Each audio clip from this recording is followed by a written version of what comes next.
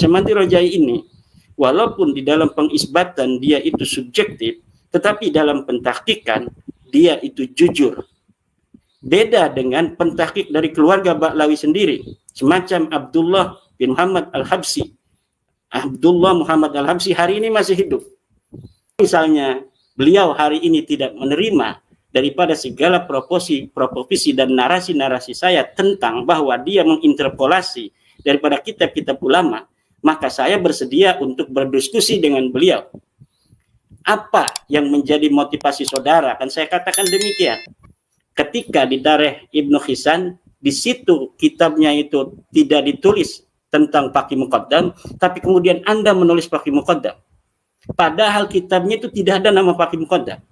Tapi kenapa Anda berani-berani menulis di kitab ulama tentang sosok yang tidak ditulis oleh pengarangnya sendiri?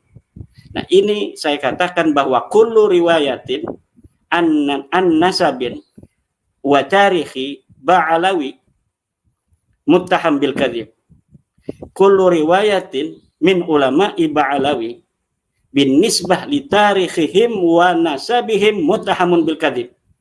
Setiap riwayat dari Ba'alawi tentang sejarah mereka, tentang nasab mereka, itu harus dicurigai kedustaan. Rojai ini, walaupun di dalam pengisbatan dia itu subjektif, tetapi dalam pentahkikan dia itu jujur.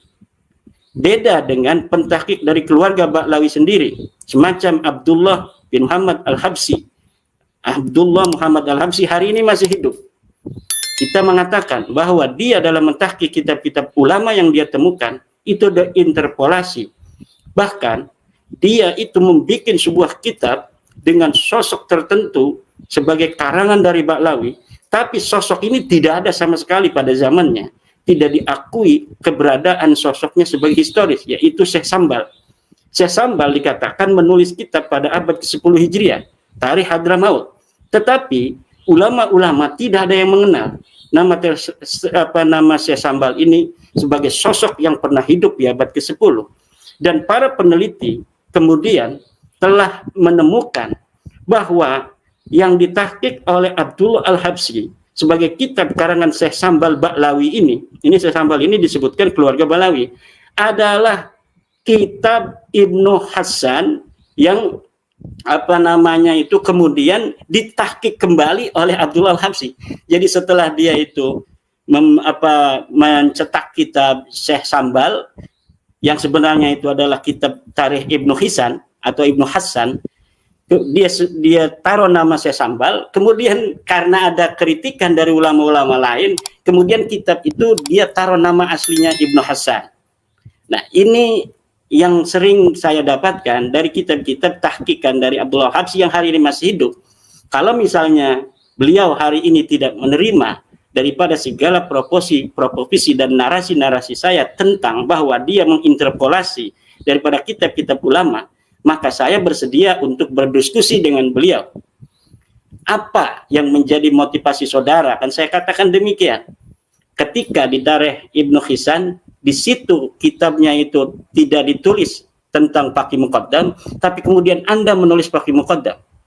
Padahal kitabnya itu tidak ada nama Faqih Muqaddam. Tapi kenapa Anda berani-berani menulis di kitab ulama tentang sosok yang tidak ditulis oleh pengarangnya sendiri? Nah, ini saya katakan bahwa kullu riwayatin an-nasabin wa tarikhi Ba'alawi muttaham bil kadzib. Kullu riwayatin min ulama'i Ba'alawi bin nisbah li tarikhihim wa nasabihim muttahamun bil kadzib. Setiap riwayat dari Ba'alawi tentang sejarah mereka, tentang nasab mereka, itu harus dicurigai kedustaan. Kenapa? Karena beberapa contoh telah mengajak kita untuk berkesimpulan seperti itu. Misalnya menerangkan bahwa kitab Ibnu Samrah di abad ke-5 telah menyebut nasab Ba'alawi. Saya teliti kitabnya, tidak ada. Bahwa Al-Ubaidili menyatakan bahwa Ahmad bin Isa hijrah ke Yaman, saya teliti kitabnya, tidak ada. Bahkan tentang fikih, hukum-hukum pun Ba'alawi ini berani untuk mengutip dan mengutipannya itu berdosa. Misal seperti bahwa Ibnu Hajar Al-Haytami berfatwa bahwa wanita keturunan Nabi itu tidaklah sekufu dengan yang bukan turunan Nabi walaupun alim. Saya teliti kitab daripada Ibnu Hajar yang tentang fatwa itu sebaliknya, bahwa anak seorang alim itu tidak sekufu untuk menikah dengan keturunan Nabi yang bodoh. Kemudian Imam Asyuyuti katanya, dia kutip dalam Al-Masra'ur Rawi, dalam kitab Khasaisnya tentang kafaah juga seperti itu. Saya cari kitab Khasaisnya Imam Suyuti, masih ada kitabnya. Ternyata apa yang ada di dalam kitab Khasaisnya Imam Suyuti tidak sama dengan yang mereka kutip. Banyak sekali hal-hal yang semacam ini. Mungkin sebagai closing statement, ada closing statement Kiai Imad? Ya, terima kasih. Saya ingin mengucapkan terima kasih pada Profesor Dr. Hanif Shahghafur yang berkenan untuk membahas Nasab Balawi pada malam hari ini.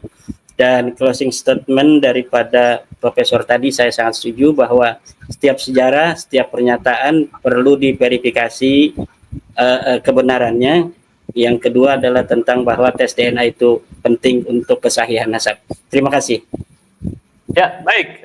Satu lagi saya menggarisbawahi bahwa sejarah adalah fakta. Sejarah adalah bukan cerita, bukan legenda, tetapi berdasarkan fakta-fakta yang valid.